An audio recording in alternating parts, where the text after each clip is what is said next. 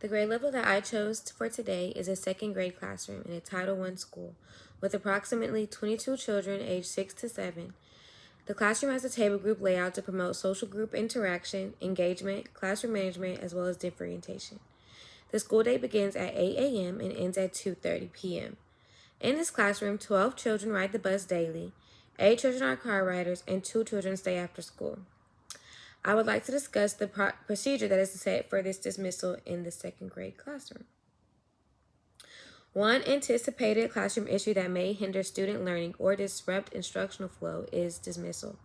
During dismissal, students are anxious to end their school day.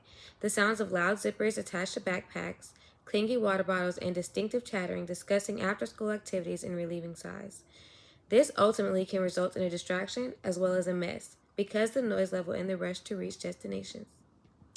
Also considering the 22 chairs that are placed throughout the classroom that will need to be stacked in order for the classroom to be cleaned that night. Often during this time, teachers use pre-dismissal to assign homework, gather belongings, clean up, stack chairs, as well as line up. One procedure that will eliminate this anticipated issue revolving around an efficient dismissal would be to establish steps that must be completed in order to be ready for dismissal. These steps would include to collect your daily notebooks, clean your surroundings, stack your chair, and stand by your desk whenever you're completed. After students are standing in their ready positions, begin to announce the lines in their respective destinations. So an example would be, bus riders, please come line up first. Then the teacher would say, okay, car riders, please come up line up next.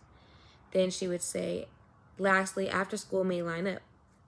This is to help students understand that there's a system that goes into leaving the classroom.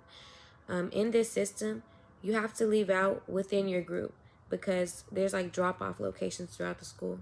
So in this case, the students would walk down the hallway wherever their teacher would stop at and tell them bus drops off here. Students will understand they all go together in a group.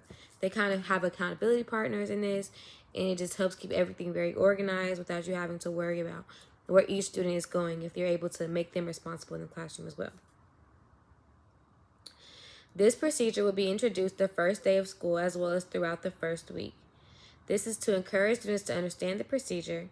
The steps will be posted on an anchor chart near the door where we will exit. We will run through this procedure as well as demonstrate it for clear understanding. So an example would be to post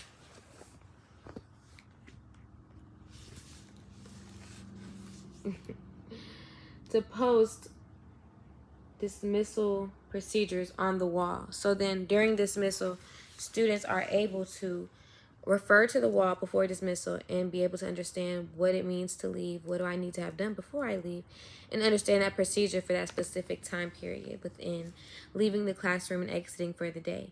This is very important because your students are going home, which means it's your responsibility and you're protective over them and their safety up until that last minute. So it's important to have a procedure for dismissal for an efficient dismissal. Thank you so much.